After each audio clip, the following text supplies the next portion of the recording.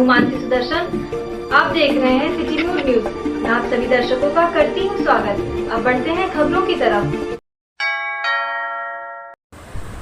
आज कश्मीरी मोहल्ले में अल्पसंख्यक मोर्चा अध्यक्ष भारतीय जनता पार्टी के जावेद खान के आवास पर एक बार फिर भारतीय जनता पार्टी के विधानसभा चुनाव 2022 के प्रचंड जीत की खुशी कार्यक्रम आयोजित किया गया, जिसमें समाज के सभी वर्गों के लोग एक दूसरे को मिठाई खिलाकर माला पहनाकर खुशी का इजहार किया। कार्यक्रम में मुख्य रूप से देवकाली मंडल अध्यक्ष आलोक द्विवेदी, शक्ति सिंह, रामनंदन तिवारी, दीपक पांडे मौजूद रहे। इस अवसर पर आदरणीय पूरे प्रदेश की जनता से मीडिया के माध्यम से जिस तरह से 2022 में प्रचंड बहुमत के साथ आदरणीय योगी जी की सरकार बनी है, उसी तरह आगामी चुनाव लोकसभा के चुनाव में 2024 में मोदी जी प्रधानमंत्री बनेंगे। पार्टी के पूरे देश में सरकार बनाई 2014 से लगातार माननीय मोदी जी ने देश हित में एक के बाद एक काम किए। लगातार पूरे देश से अपार जन समर्थन हमारी पार्टी को मिला। मोदी जी ने कभी भी किसी भी योजना के लिए कभी भी वर्ग नहीं देखा, जात नहीं देखी, धर्म नहीं देखा। उन्होंने बढ़ चढ़ के सभी वर्गों को इसमें शामिल किया और उन्होंने प्रयास किया कि किसी भी वर्ग तक हमारी योजना छूटे ना पाए। और पिछले 2014 से उन्होंने लगातार इस पर काम किया। इसके बाद 2019 में भी हमारी सरकार बनी माननीय मोदी जी के नेतृत्व में। 2014 में जब हम लोग विधानसभा चुनाव जीते तो माननीय मोदी जी ने पूरे देश में जो एक माहौल बना कि हमारी पार्टी ने पिछड़ों के लिए, दलितों के लिए, अल्पसंख्यक के लिए, सभी समुदायों के लिए बढ़ चढ़ के काम किया है। उसका हमको 2017 में अपार जन समर्थन मिला। 2017 में योगी जी के नेतृत्व में हम लोग पिछले 5 वर्षों में निरंतर काम करते रहे, जिसके फलस्वरूप 2022 में बहुत सारा विरोध था। विरोधियों ने बहुत सारी चीज़ें अफवाह उड़ाई कि सरकार ने बहुत गलत काम किया है, लेकिन उसके बावजूद हमारी पार्टी लगातार लगी रही। सारी योजनाएं, चाहे वो उज्ज्वला गैस कनेक्शन हो, चाहे वो आवास का काम हो, चाहे वो शौचालय का काम हो, चाहे वो कोई भी योजना हो, सभी में जो है बढ़ चढ़ के सभी वर्गों को इसका जो है लाभ देने का प्रयास किया गया।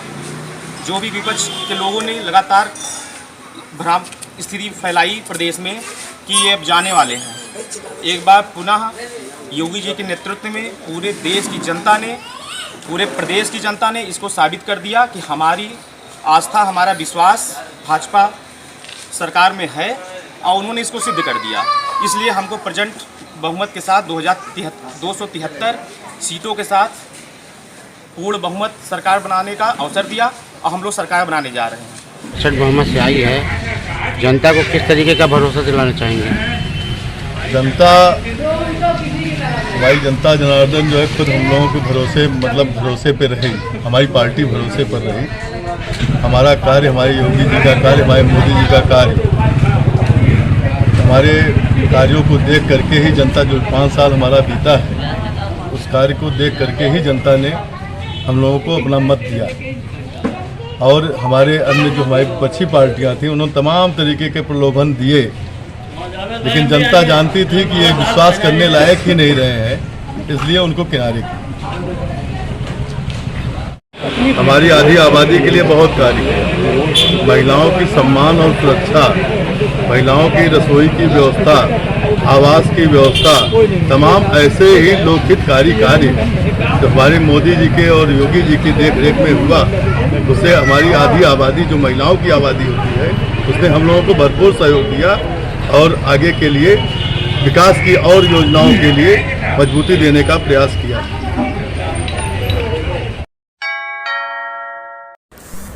अयोध्या शहर के देवा ओवरब्रिज के पास बिग बाजार के सामने पल्लवी चोखा बाटी रेस्टोरेंट का हुआ भव्य शुभारंभ। इस पल्लवी चोखा बाटी रेस्टोरेंट का भव्य शुभारंभ भाजपा के जिला महामंत्री राघवेंद्र पांडे ने फीता काटकर किया। शुभारंभ पर इस रेस्टोरेंट के प्रोपराइटर मदन कुमार गुप्ता ने बताया कि हमारे यहाँ पुराने पूर्वजों के जमाने से खाने की स्पेशल स्वादिष्ट शुद्ध चोखा बाटी लिट्टी चोखा जो उपले पर बनाई जाएगी और कई प्रकार की बाटियां उपलब्ध हैं। हमारे यहाँ शुद्ध व स्वादिष्ट व्यंजन उपलब्ध हैं। इस रेस्टोरेंट को बहुत ही सुंदर और भव्य कलाकृतियों से बनाया गया है, जिसमें पुराने ज़माने का कुआं, पुराने ज़माने की कलाकृतियाँ, लालटेन वगैरह से रेस्टोरेंट में सुंदरता प्रदान की गई है। इस रेस्टोरेंट में स्वादिष्ट व शुद्ध भोजन व फास्ट फूड, कोल्ड ड्रिंक, लस्सी, आइसक्रीम की सुविधा इस रेस्टोरेंट में मिलेगी। इस शुभारंभ के अवसर पर मदन कुमार गुप्ता, दिलीप कुमार, राजू गुप्ता, सीताराम, सुधाकर गुप्ता व अन्य सम्मानित लोग मौजूद रहे।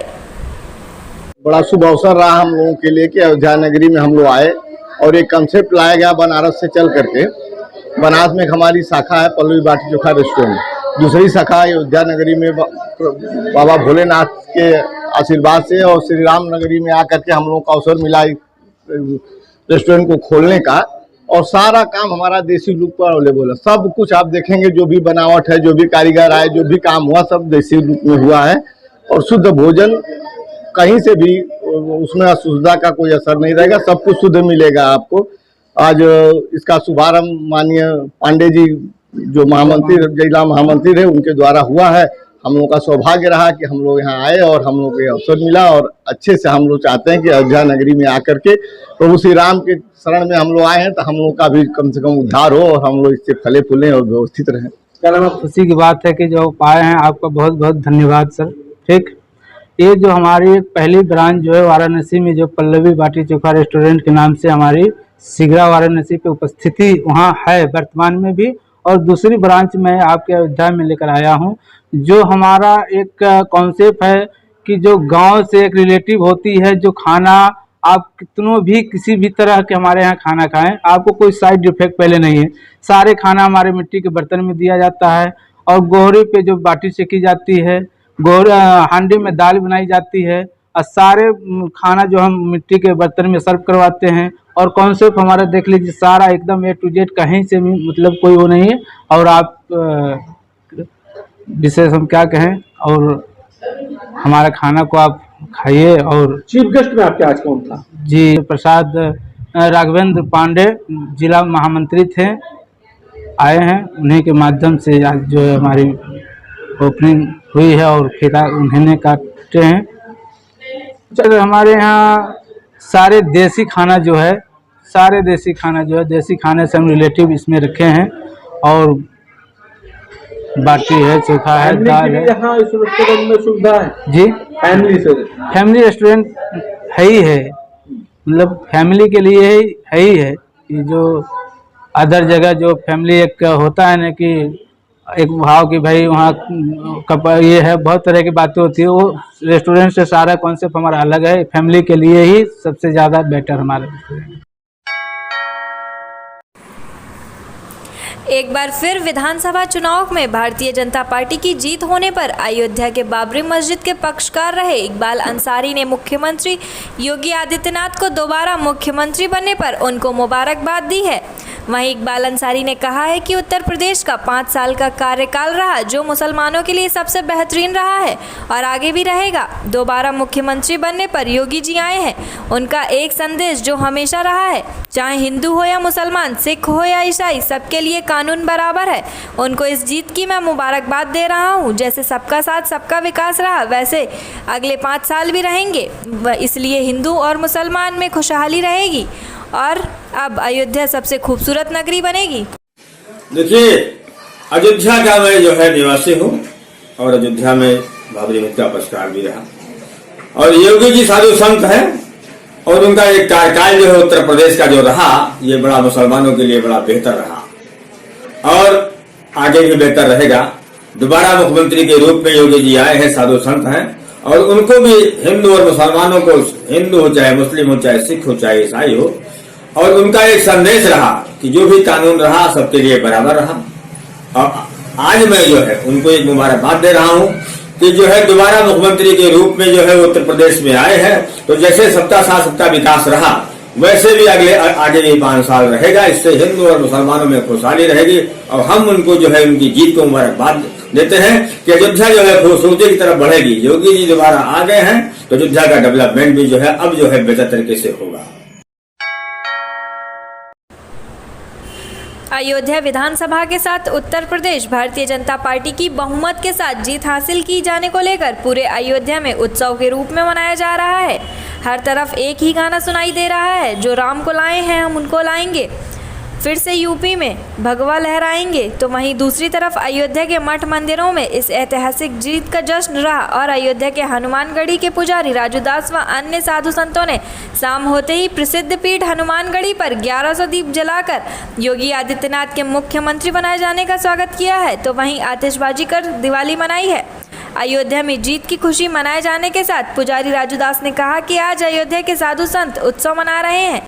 जैसे राम जन्मभूमि पर भव्य मंदिर निर्माण हो रहा है, दिवाली मनाई जा रही है, उसी प्रकार काशी में विश्वनाथ भगवान भोले का मंदिर बने और मथुरा में भगवान श्री कृष्ण जिनके सपने में आते थे, जिनकी साइकिल तोड़ दी, उनका भव्य मंदिर निर्माण हो और इस उत्सव के साथ हम लोग दीप जलाकर पर्व मना रहे हैं। संत आज उत्साह मना रहे हैं कि जैसे अयोध्या में भव्य दिव्य राम जन्मभूमि मंदिर निर्माण कार्य चल रहा है, दीपावली मनाई जा रही है, उसी प्रकार काशी विश्वनाथ में जो भगवान भोले का मंदिर है वो भी बने और मथुरा में भगवान श्री कृष्ण जिनके सपने में आते थे, जिनके साइकिल तोड़ दिए, उनकी भी भव्य दिव्य मंदिर निर्माण हो। इसी परिकल्पना के साथ दीप जलाकर हनुमान जी महाराज के साथ उत्साह मना रहे हैं।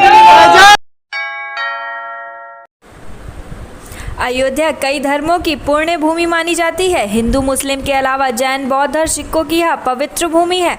यहाँ उक्त सभी भारतीय धर्म से जुड़े पवित्र स्थल मौजूद हैं। इसी रामनगरी में सिख धर्म के लिए भी एक स्थान है, ब्रह्मकुंड गुरुद्वारा, जो कि सिख धर्म के लिए एक ऐतिहासिक व पौराणिक गुरुद्वारा माना जाता है, जिसके सौंदर्यीकरण का आगाज हो गया है। इस ऐतिहासिक गुरुद्वारे व यहाँ के महत्व को सौंदर्यीकरण के बारे में पेश किया है। तो वहीं अयोध्या में मौजूद गुरुद्वारा ब्रह्मकुंड साहिब के दर्शन करने के लिए देश और दुनिया के कोने कोने से सिख श्रद्धालु आते हैं। कहते हैं कि सिख समुदाय के पहले गुरु नानक देव, 9वें गुरु गुरु तेग बहादुर, 10वें गुरु गुरु गोविंद सिंह ने यहाँ गुरुद्वारे में ब्रह्मकुंड में ध्यान किया था। पौराणिक कथा के मुताबिक इस जगह के पास भगवान ब्रह्मा ने 5000 वर्षों तक तपस्या की थी। कहते हैं कि रामनगरी अयोध्या में गुरु गोविंद सिंह जी के चरण पड़े थे, तब संभवतः उनकी उम्र 6 वर्ष की थी। उन्होंने राम जन्मभूमि के दर्शन करने के दौरान बंदरों को चने खिलाए थे। वहीं गुरुद्वारे में रखी एक किताब के अनुसार माँ गुजरी देवी एवं मामा सिंह के साथ पटना से आनंदपुर जाते हुए 10वें गुरु गुरु गोविंद सिंह जी ने रामनगरी में धुनी रमाई थी और अयोध्या प्रवास के दौरान उन्होंने माँ एवं मामा के साथ रामलला का दर्शन भी किया था। गुरुद्वारा ब्रह्मकुंड में मौजूद एक और जहां गुरु गोविंद सिंह जी के अयोध्या आने की कहानियों से जुड़ी तस्वीरें हैं, तो वहीं दूसरी ओर उनकी निहंग सेना के वे हथियार भी मौजूद हैं, जिनके बल पर उन्होंने मुगलों की सेना से राम जन्मभूमि के रक्षाण युद्ध किया था। मुगलों से युद्ध की लड़ाई और निहंग सेना ने सबसे पहले ब्रह्मकुंड में अपना डेरा जमाया था। गुरुद्वारे में वे हथियार आज भी मौजूद हैं जिनसे मुगल सेना को धूल चटा दी गई थी। गुरुजी ने अयोध्या की रक्षाण निहंग सिखों का बड़ा सा जत्था भेजा था, जिन्होंने राम जन्मभूमि को युद्ध करके आज़ाद कराया और हिंदुओं को सौंप के वे पुनः पंजाब वापस चले गए थे। सरयू तट पर स्थित ब्रह्मकुंड गुरुद्वारे के पास ही ब्रह्मा जी का मंदिर और दुख भजनी कुआं है। मान्यता है कि अयोध्या प्रवास के दौरान सिखों के प्रथम गुरु गुरु नानक देव इसी कुएं के जल से स्नान किया था। सिखों के प्रथम गुरु गुरु नानक देव जी ने विक्रम संवत 1557 में यहाँ उपदेश दिया था। विक्रमी संवत 1725 में असम से पंजाब जाते समय नवम गुरु तेग बहादुर जी ने यहाँ माथा टेका और 2 दिन तक अनवरत तप किया था। सिखों के अंतिम गुरु गुरु गोविंद सिंह जी भी संवत 1726 में यहाँ पधारे थे। उनका खंजर, तीर, तस्तार चक्र यहाँ निशानी के तौर पर आज भी भक्तों की श्रद्धा का केंद्र बना हुआ है। के लिए, देश की रक्षा के लिए उन्होंने अपना शीश दे दिया, पर वो झुके नहीं कि इस्लाम धर्म कबूल कर लो और मजलूमों को पर जुल्म हो रहा था उसकी रक्षा करने के लिए उन्होंने अपना शीश दे दिया और सीधे उच्चारण नहीं किया। इसीलिए वो साधना कर रहे थे कि हम ऐसे मौके पे डोल ना जाए, मन लोभ में ना आ जाए। बादशाह ने बहुत लालच दिया कि तुम्हें हम जागीर दे देंगे, रानियाँ दे देंगे, पर वो डोले नहीं और परमेश्वर के मार्ग पर चलते हुए अपने आप की आहुति दे दी देश धर्म के लिए। उसके बाद गुरु गोविंद सिंह जी जब 6 साल के पटने साहब हो गए परिवार को लेकर पंजाब जा रहे थे। माता गुजरी जी, मामा कृपाल चंद जी, गुरु गोविंद सिंह जी यहाँ पर आए। दोस्तान ने मत्था टेका, फिर यहाँ पर बैठ के अंदर बंदरों को चने खिलाए। बंदरों का प्रिय भोजन चना होता है। चना जब मिलता है तब वो आशीर्वाद देते हैं, ऐसा पुराणों में लिखा हुआ है। तो गुरु गोविंद सिंह ने छोले खिलाया यहाँ पर, जो आज भी यहाँ परंपरा छोले खिलाने की चलती है। आत्मक, शारीरिक, मानसिक तंदुरुस्ती का साधन बताया चने खिलाने का, जो आज भी वहाँ परंपरा चल रही है। लोगों ने अपने अपने समय के अनुसार उन्होंने अपने नाम सुधारने की सेवा चल रही है निरंतर। उनके शस्त्र रखे गुरु गोविंद सिंह जी के अंदर तीर, खंजर, चक्कर। माता गुजरी जी का चक्रा रखा हुआ है। गुरु तेग बहादुर जी की चरण पर का खाऊ रखी है, इसके नित्य दर्शन होते हैं। इस तरह 3 पासे एक स्थान है गुरु महाराज जी का। ये हमारी पुरातन सेवा यहाँ पर पीढ़ी दर पीढ़ी सेवा चल रही है। 6वीं पीढ़ी में 250 वर्ष की सेवा हम लोगों के स्थान में चल रही है। गुरु तेग बहादुर प्रभु राम जी हिम्मत दें, उन्हीं की कृपा से ये सेवा निरंतर चल रही है।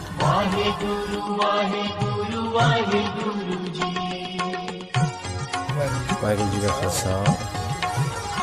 कुआं भी है यहाँ, उसका क्या? गुरु नानक देव जी जब यहाँ पे आए थे तो कुआं पे गए और कुआं के जल से उन्होंने स्नान किया। और जब संगत सुन के यहाँ पे आई तो जल की छींटे महाराज जी ने उनके ऊपर मारे। जो शरीर से दुखी था शरीर सुखी हुआ, जिनकी और मन की इच्छा थी वो पूरी हुई। 12 बच्चे नहीं हुए, इतने 12 बच्चों की कृपा हुई। आज दुखभंजनी कुआं के नाम से ये मशहूर है। लोग आते हैं, स्नान करते हैं, जल ले जाते हैं और उनके कलेश कटे जाते हैं। दुखभंजनी कुआं के नाम से ये दुख हरने वाला कुआं, दुखभंजनी कुआं, ये इसके नाम से। वहीं गए हैं जहाँ पर उनकी ज़रूरत थी, जहाँ पर आडंबर पखंड में समाज उलझा हुआ था, उसको सच्चा मार्ग बताने के लिए गुरु नानक देव जी वहाँ पे गए हैं। उसी श्रृंखला में यहाँ पर भी आए गुरु नानक देव जी। यहाँ पर लोग अंधविश्वास, आडंबर में बहुत ज़्यादा फंसे हुए थे और सच्चा मार्ग बताया गुरु महाराज जी ने कि तुम्हारा जन्म क्या है, तो तुम क्या कर रहे हो, सच्चा मार्ग ये है कह के वो आगे जगन्नाथपुरी चले गए। सच्चे मार्ग चलते हैं उस्तत करे जहान। उसके बाद गुरु तेग बहादुर जी जहाँ भी गए हैं उन्होंने तप किया है। पटने साहब से आसाम से पंजाब जा रहे हैं तब यहाँ पर आए हैं, सामने बैठ के तप किया है, 48 घंटे तप किया है। गुरु तेग बहादुर जहाँ भी गए हैं उन्होंने तप किया है। तप कर करके अपने आप को योग बना लिया। तो दिल्ली की चांदनी चौक में शीश दिया पर सी ना उचरी, मानवता की रक्षा के लिए, धर्म की रक्षा के लिए, हिंदू धर्म की रक्षा के लिए। आज के लिए बस इतना ही। कल फिर मिलेंगे इसी समय इसी चैनल पर। अब हमें दीजिए इजाजत। नमस्कार।